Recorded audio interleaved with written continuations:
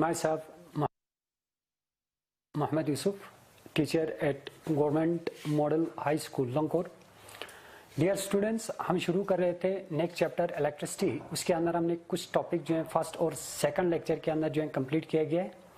आज हम lecture third के अंदर जो है स्टडी करने जा रहे हैं रेजिस्टेंस इन पैरेलल. यानी पैरेलल जो है कॉम्बिनेशन के अंदर जब कभी भी हम रेजिस्टेंस को ज्वाइन करते हैं तो उसका टोटल जो है रेजिस्टेंस कितना बनेंगे, और इसके बाद जो है हम दो तीन जो है इसके ऊपर जो है न्यूमेरिकल क्वेश्चंस भी करेंगे. तो जब कभी भी हम रेजिस्टेंस इन पैरेलल की बात करते हैं तो हमने कहा था when two or more resistance are connected at 2 points then the combination of resistance is called resistance in parallel. जब कभी भी दो या दो से ज्यादा जो है अगर हम रेजिस्टेंस को क्या करते हैं यानी दो पॉइंट्स के अंदर अगर हम जोड़ देते हैं उस टाइप के जो कॉम्बिनेशंस होते हैं उसको हम कहते हैं रेजिस्टेंस इन पैरेलल. और जब कभी भी हम रेजिस्टेंस पैरेलल के अंदर जोड़ देते हैं उस केस में जो हमारा इक्विवेलेंट रेजिस्टेंस होगा is equal to reciprocal of sum of all the individual resistance के बराबर होगा. That mean 1 divided by R equivalent total resistance is equal to 1 divided by R1 plus 1 divided by R2 plus 1 divided by R3 के बराबर होगा. Dash dash dash dash 1 divided by Rn. This n is again the number of resistance which are connected in parallel. ये n जो है number of resistance है जो तुम connect कर रहे हो parallels के अंदर. दैट मीन इसका मतलब ये हुआ कि जब कभी भी हम सीरीज के अंदर रेजिस्टेंस को अगर हम ज्वाइन कर देते हैं तो सीरीज के अंदर टोटल जो रेजिस्टेंस है वो इंक्रीज कर जाते हैं. लेकिन जब कभी भी हम रेजिस्टेंस को पैरेलल के अंदर जोड़ देते हैं तो उस केस में जो है रेजिस्टेंस क्या कर जाते हैं, डिक्रीज कर जाते हैं. नाउ इसका वेरिफिकेशन और प्रूफ, इसी को हमें दोबारा से प्रूफ करना है. Suppose we have 3 resistance. मान लो हमारे पास जो है 3 रेजिस्टेंस हैं. This resistance is R1. दूसरा रेजिस्टेंस हमारे पास ये है, दिस इज R2. और तीसरा रेजिस्टेंस हमारे पास ये है, this is R3. And these 3 resistance are connected eight 2 points. तीनों रेजिस्टेंस को हमने 2 पॉइंट के अंदर जोड़ दिया गया है. Then this type of combination is called resistance in parallel. इस टाइप के जो कॉम्बिनेशन है उसको हम कहते हैं resistance in parallel. Now the 2 ends यानी दोनों एंड्स को हम क्या करते हैं, बैटरी के अपोजिट टर्मिनल के साथ जोड़ देते हैं. एक को नेगेटिव के साथ जोड़ देते हैं, दूसरे को हम पॉजिटिव के साथ जोड़ देते हैं थ्रू ए स्विच. यहां पे एक स्विच रख देते हैं. तो ये हमारा कॉम्बिनेशन बना. नाउ इन दिस केस जो टोटल करंट होगा, करंट जो है तीनों रेजिस्टेंस के अंदर जो है डिस्ट्रीब्यूट होगा. दैट मीन पोटेंशियल डिफरेंस जो है सेम रहेंगे. तीनों रेजिस्टेंस के अंदर पोटेंशियल डिफरेंस सेम होगा because all 3 resistance are connected eight 2 points. इन्हीं 2 पॉइंट्स के अंदर हमारा पोटेंशियल डिफरेंस जो है क्रिएट होगा. इसीलिए पोटेंशियल डिफरेंस तीनों रेजिस्टेंस के अंदर हमने रखा V, क्योंकि पोटेंशियल डिफरेंस तो सेम रहेंगे तीनों रेजिस्टेंस के अंदर. नाउ तीनों रेजिस्टेंस के अंदर जो है करंट जो फ्लो करेगा वो डिफरेंट होगा. Now let I1 be the current which flow through across resistance R1, I2 be the current which is flow across the resistance R2, and I3 be the current which flow across the resistance R3. तीनों के अंदर जो है different type के जो है current flow कर रहा है. R1 के अंदर जो करंट फ्लो कर रहा है उसको हमने रखा I1. R2 के अंदर जो करंट फ्लो कर रहा है उसको हमने रखा I2. इसके बाद R3 के अंदर जो करंट फ्लो कर रहा है उसको हमने रखा R3. Now total current supplied by the battery, जो टोटल करंट सप्लाइड करेगा battery will be equal to sum of all the individual current. That mean I1 plus I2 plus I3 के बराबर होगा. ठीक है, तो यहां पे जो है टोटल जो करंट होगा supplied by the battery will be equal to sum of all the individual current I1 plus I2 plus I3 के बराबर होगा. मान लो यहां से करंट I जा रहा है, इसके बाद इसका जो कॉम्बिनेशन से दोबारा I होगा. दिस इक्वेशन फर्स्ट, इसको हम क्या रखते हैं, इक्वेशन फर्स्ट रखते हैं. Now according to Ohm's law, दोबारा से यहां पे यूज करना है तुम लोगों को ओम्स लॉ का. According to Ohm's law V is equal to किसके बराबर होगा, IR के बराबर होगा. Now IR is equal to V, मैंने साइड को चेंज कर दिया. अगर V is equal to IR के बराबर है तो मैंने साइड को चेंज कर दिया, IR is equal to V. इसमें से I को बाहर निकाल दो, I is equal to V divided by R के बराबर हुआ. This equation second. That mean current is equal to potential difference divided by resistance के बराबर हुए. ठीक, तो next way this equation second है. नाउ थर्ड इक्वेशन के अंदर अगर I is equal to V divided by R के बराबर है, देन I1 किसके बराबर होगा? I1 will be equal to V divided by R1 के बराबर होगा, ठीक है। नाउ I2 किसके बराबर होगा? I2 is equal to V divided by R2 के बराबर होगा। This equation third and this equation fourth, ये थर्ड इक्वेशन है, ये फोर्थ इक्वेशन हुए। नाउ I3 किसके बराबर हुआ? I3 is equal to V divided by R3 के बराबर हुआ, दिस इक्वेशन 5। तो हमारे पास टोटल जो है 5 इक्वेशंस बने। सबसे पहले हमने ये कहा कि जो total current supplied by the battery will be equal to sum of all the individual current के बराबर है। That mean I1 total current I is equal to I1 plus I2 plus I3 के बराबर, उसको हमने ये रखा इक्वेशन फर्स्ट। इसके बाद हमने कहा अकॉर्डिंग टू ओम्स लॉ के हिसाब से V is equal to IR के बराबर होगा। तो उस केस में हमने क्या किया? IR को बाहर निकाल दिया, IR is equal to V, मैंने सिर्फ साइड को चेंज कर दिया। नाउ इसमें से I चाहिए, I को बाहर निकालो, I is equal to V divided by R के बराबर हुआ, दिस इक्वेशन सेकंड। नाउ अगर I is equal to V divided by R के बराबर है, देन I1 किसके बराबर होगा? I1 is the current which is flow through across resistance R1. That mean I1 किसके बराबर होना चाहिए? Potential difference V divided by R1 के बराबर होना चाहिए। इसके बाद I2 किसके बराबर होना चाहिए? Potential difference V divided by R2, क्योंकि ये करंट I2 जो है फ्लो कर रहा है अक्रॉस द रेजिस्टेंस R2 से, तो यहाँ पे R2 आ गया। इसके बाद I3 किसके बराबर होना चाहिए? पोटेंशियल डिफरेंस V, क्योंकि तीनों के अंदर पोटेंशियल डिफरेंस तो सेम है, तो V डिवाइडेड बाय R3 के बराबर आ गया। Now this equation third, this equation fourth and this equation 5। तो अब हम क्या करते हैं? सब्स्टिट्यूट। अब हम सब्स्टिट्यूट करते हैं equation second, third, fourth and fifth in equation first. Now substitute equation first, sorry second, third, fourth and fifth in equation first. इन सभी इक्वेशन को जो है तुम इक्वेशन फर्स्ट के अंदर पुट कर दो। दैट मीन्स I के जगह पे मैं लिख सकता हूं I is equal to V divided by R के बराबर होगा। दैट मीन यहां पे I के जगह पे आ गया हमारा V divided by R will be equal to I1 के जगह पे मैं लिख सकता हूं I1 is equal to V divided by R1 के बराबर है, तो यहां पे मैं लिख सकता हूं V डिवाइडेड बाय R1। इसके बाद R2 किसके बराबर है? I2 जो है V डिवाइडेड बाय R2 के बराबर है। इसके बाद I3 किसके बराबर है? V डिवाइडेड बाय R3 के बराबर है। ये इस तरीके से इक्वेशन बना। नाउ अब हम क्या करते हैं? V divided by R is equal to, इन तीनों के अंदर क्या चीज कॉमन है? V कॉमन है, V को बाहर निकालो तो हमारा रह गया 1 डिवाइडेड बाय R1 रह गया, प्लस 1 डिवाइडेड बाय R2 रह गया, प्लस 1 डिवाइडेड बाय R3 आ गया। तो V एंड V कैंसल, ठीक है। That mean 1 divided by R is equal to 1 divided by R1 plus 1 divided by R2 plus 1 divided by R3। This is the equivalent resistance when 2 or more resistance is connected in parallel. तो ये हमारा equations proof आ गया है इस equations का कि जब कभी भी तुम रेजिस्टेंस को पैरेलल के अंदर जोड़ दिया जाते हैं, उस केस में जो टोटल इक्विवेलेंट रेजिस्टेंस होगा will be equal to reciprocal of sum of all the individual resistance के बराबर होगा। That mean 1 divided by R is equal to 1 divided by R1 plus 1 divided by R2 plus 1 divided by R3 के बराबर होगा।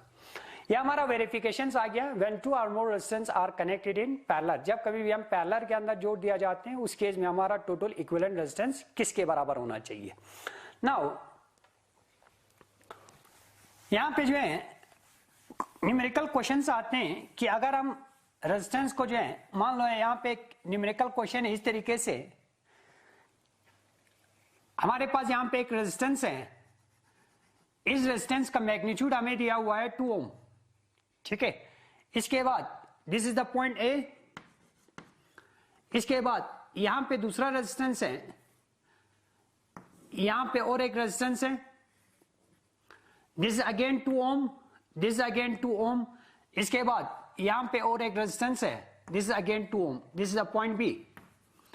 Now calculate the total resistance of between point A and B. अब तुम लोगों को क्या करना है, टोटल इक्विवेलेंट रेजिस्टेंस निकालना है between point A and B.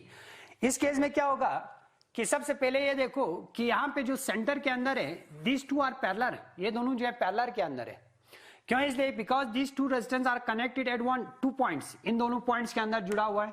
ठीक है, तो हमारा जो टोटल इक्विवेलेंट रेजिस्टेंस है, तो इस केस में सेंटर वाले के केस में तो यहां पे क्या होगा, 1 divided by R is equal to 1 divided by 2 plus 1 divided by 2 के बराबर होगा। ठीक, now 1 divided by R is equal to 2 और 2 का एलसीएम निकालो, शाबाश। दैट मीन्स 2 1 जा 2, दैट मीन एलसीएम आ गया हमारा 2, 2 1 जा 2 प्लस यहां पे भी 1 आ गया। ठीक है, that mean 1 divided by R is equal to 2 divided by 2 आ गया। That means R is equal to 1 ohm. That mean इन दोनों का जो कॉम्बिनेशन है, कॉम्बिनेशन जो है वो हमारा जो है, इन दोनों का जो कॉम्बिनेशन है वो हमारा 1 ओम के बराबर आ रहा है, दोनों पैरेलल के अंदर है। अब ये वाला रेजिस्टेंस, इन दोनों का कॉम्बिनेशन और ये थर्ड जो रेजिस्टेंस है, ये तीनों किसके अंदर है, सीरीज के अंदर है। तो सीरीज के अंदर हम क्या करते हैं, total equivalent resistance between point A and B is equal to 2 ohm plus इन दोनों का सम किसके बराबर आ गया, 1 ओम प्लस लास्ट वाला हमारा किसके बराबर है, 2 ओम के बराबर है। दैट मीन आर इक्विवेलेंट किसके बराबर हुआ, 5 ओम्स के बराबर हुआ। तो ये बहुत ही सिंपल टाइप के न्यूमेरिकल क्वेश्चन है जहां पे हम total resistance between point A and B को जो है कैलकुलेट करते हैं इस तरीके से। ठीक, तो नेक्स्ट के अंदर जो है, नेक्स्ट पार्ट के अंदर जो है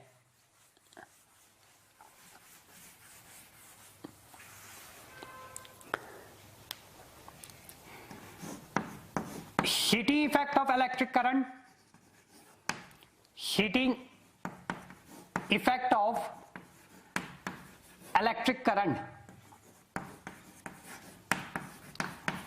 electric current. What do you mean by heating effect of electric current? होता क्या है heating effect of electric current?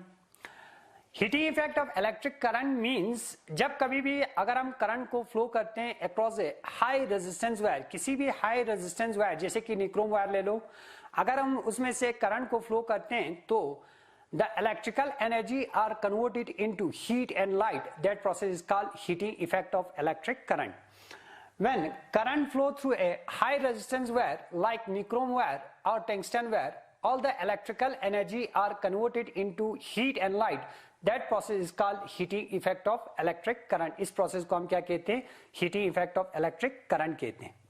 Now heating effect of electric current के केस में क्या होगा, मान लो again this is a wire, ये हमारा एक कंडक्टर है, इस कंडक्टर के दोनों एंड्स के अंदर जो है पोटेंशियल डिफरेंस जो है हमारा V के बराबर है।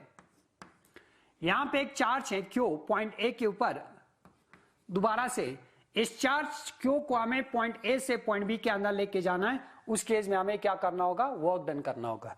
That work done will be equal to, ये वर्क डन किसके बराबर होना चाहिए, work done will be equal to product of charge and potential difference, that mean Q into V के बराबर होगा। That mean in this case work done is equal to charge Q into V के बराबर होगा। This equation first आ गया। तो हमने कहा heating effect of electric current का मतलब हुआ when current is flow through a high resistance wire like nichrome wire और tungsten wire, all the electrical energy are converted into heat and light. That process is called heating effect of electric current. इस process को हम क्या कहते हैं, heating effect of electric current कहते हैं। तो assume कर लो कि हमारे पास एक कंडक्टर है, इस कंडक्टर के एक एंड के अंदर हमारा चार्ज Q है और दोनों एंड्स के अंदर जो कंडक्टर के दोनों एंड्स के अंदर जो पोटेंशियल डिफरेंस है that will be equal to V के बराबर। अब दोबारा से इस चार्ज को मूव करना है from one point to point A to point B, इसके लिए हमें क्या करना होगा, वर्क डन करना होगा। And that work done will be equal to product of charge and potential difference के बराबर होगा। That mean Q into V के बराबर होगा। दैट मीन हमने यहाँ पे लिखा work done will be equal to charge into potential difference, this equation first. Now according to Ohm's law, ठीक तरीके से देख लेना, according to Ohm's law, Ohm's law ये कहते हैं V is equal to IR, इसमें तो कोई कंफ्यूजन नहीं है। दिस इक्वेशन सेकंड, ये हमारा इक्वेशन सेकंड बना, ठीक है। इसके बाद नेक्स्ट जो है current current I is equal to, शाबाश, करंट I किसके बराबर होते हैं? Current I is equal to quantity of charge flow through a particular cross section in a unit time, that means I is equal to Q divided by T के बराबर होगा। Now इसमें से T को बाहर निकालो, T इज इक्वल टू किसके बराबर होना चाहिए? सॉरी, Q को बाहर निकालो, Q is equal to IT। This equation third. तो ये हमारे पास तीन इक्वेशंस बने। फर्स्ट इक्वेशन के अंदर हमने कहा work done will be equal to product of charge and potential difference. इसके बाद according to Ohm's law V is equal to IR। इसके बाद थर्ड में हमने कहा current I is equal to quantity of charge divided by time. इसमें से Q को हमने बाहर निकाला, IT के बराबर हुआ। This equation third. अब क्या करो, सबस्टिट्यूट। अब हमें क्या करना है? सबस्टिट्यूट करना है इक्वेशन सेकंड और थर्ड को इक्वेशन फर्स्ट के अंदर। Substitute equation second and third in equation first. Equation first के अंदर पुट करना है। तो हमारा क्या बनेगा? W is equal to work done will be equal to, क्यों के जगह पे हम लिख सकते हैं IT, ठीक है। तो यहां पे हम लिखते हैं IT करंट इनटू टाइम। इसके बाद जो है पोटेंशियल डिफरेंस V के जगह पे हम लिख सकते हैं V is equal to IR के बराबर है। तो यहां पे हम लिख सकते हैं IR। तो ये हमारा इक्वेशन बना, W is equal to IT into IR के बराबर हुए। Now work done will be equal to, अब इन दोनों को मल्टीप्लाई करो, that will be equal to I square RT के बराबर हुआ, ठीक है। तो ये हमारा इक्वेशन बना, work done will be equal to I square, current का square into resistance into time के बराबर हुआ। Now this work done will be equal to heat energy produce it. ये वर्क डन किसके बराबर होगा? हीट एनर्जी प्रोड्यूस के बराबर होगा, that is called enthalpy which is denoted by H। इसको हम H से डिनोट करते हैं, हीट एनर्जी प्रोड्यूस को। नाउ दिस W के जगह पे हम लिख सकते हैं H is equal to I square RT के बराबर हुआ। Actually this equation is called Joule city effect of electric current. तो हमारा H is equal to I square RT के बराबर आ गया। Now heat energy produced in a conductor is directly proportional to square of current. होगा कि नहीं होगा? क्योंकि यहां पे H is equal to I square RT के बराबर है। Heat energy produced in a conductor is directly proportional to square of current. Heat energy produced in a conductor is directly proportional to resistance and heat energy produced in a conductor is directly proportional to time. यानी ये तीन जो है equations बने यहां से। यानी किसी भी कंडक्टर से इलेक्ट्रिक करंट जो है फ्लो करने के बाद जो है हाई रेजिस्टेंस वायर से इलेक्ट्रिक करंट फ्लो करने के बाद उसमें से कितना हीट एनर्जी प्रोड्यूस होगा, that depend upon three factor, current, resistance and time. That mean heat energy produce in a conductor is directly proportional to square of current. Heat energy produced in a conductor is directly proportional to resistance and heat energy produced in a conductor is directly proportional to time. ये तीन equations बने हमारे यहां से। That mean जो heat energy produce होते हैं किसी भी हाई रेजिस्टेंस कंडक्टर के अंदर, वो इन तीन चीजों के ऊपर डिपेंड करेंगे। एक करंट होगा, दूसरा रेजिस्टेंस होगा और तीसरा जो हमारा क्या होगा?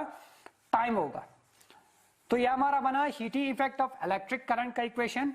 नाउ अब हम क्या करते हैं, what are the applications of heating effect of electric current. इसका एप्लीकेशंस के बारे में पढ़ेंगे। Application of heating effect of electric current, ठीक है। Heating effect of electric current का एप्लीकेशंस कहां कहां पे होते हैं? जैसे कि heating effect of electric current जो होते हैं फर्स्ट केस में हीटर के अंदर होते हैं। जी हीटर में से जो है जो निक्रोम वायर है उसमें से हम इलेक्ट्रिकल एनर्जी को फ्लो करते हैं, तो maximum electrical energy are converted into heat and light form. तो heating effect of electric current हुआ। दूसरा जो है गीजर के अंदर इस्तेमाल होते हैं। तीसरा जो है आयरन के अंदर होते हैं, ओवन के अंदर होते हैं। यानी ये कुछ इलेक्ट्रिकल एप्लायंसेस हैं जहां पे हमारा heating effect of electric current जो है इसका एप्लीकेशंस होगा, इंपॉर्टेंस होगा। Second, heating effect of electric current का एप्लीकेशन, सेकंड एप्लीकेशन जो है इलेक्ट्रिक बल्ब के अंदर होगा। बल्ब के अंदर जो है टंगस्टन वायर होते हैं जिसका रेजिस्टेंस जो है बहुत ही ज्यादा होते हैं। तो जो ये इलेक्ट्रिक बल्ब में से हम इलेक्ट्रिकल एनर्जी को फ्लो करते हैं, इस टंगस्टन वायर से इलेक्ट्रिकल एनर्जी को फ्लो करते हैं, तो मैक्सिमम जो है electrical energy are converted into heat and light form. तो मैक्सिमम जो है क्या करते हैं, हीट और लाइट के फॉर्म में जो है बाहर रिलीज कर देते हैं। तो ये सेकंड एप्लीकेशन हुआ। थर्ड इसका जो एप्लीकेशन है वो हमारा इलेक्ट्रिक फ्यूज के अंदर है। इलेक्ट्रिक फ्यूज के अंदर भी heating effect of electric current होते हैं। किस तरीके से, अगर हम फ्यूज की बात करें, फ्यूज जो है एक्चुअली एक सेफ्टी डिवाइस होते हैं which are use in electric circuit. घरों के अंदर जो हमारा इलेक्ट्रिक सर्किट होते हैं उनके अंदर हम इस्तेमाल करते हैं। तो actually it is made up of a glass tube. ये ग्लास ट्यूब का बना रहते हैं। मैक्सिमम जो जिन चीजों के अंदर जो है, अगर हम इलेक्ट्रिक फ्यूज की बात करें, इलेक्ट्रिक जो छोटा जो फ्यूज होते हैं that is made up of electric glass tube. ठीक है, फ्यूज जो है ग्लास ट्यूब का बना होते हैं। दोनों साइड से जो है हमारा मेटल कैप जो है प्रेजेंस रहते हैं। This is metal cap,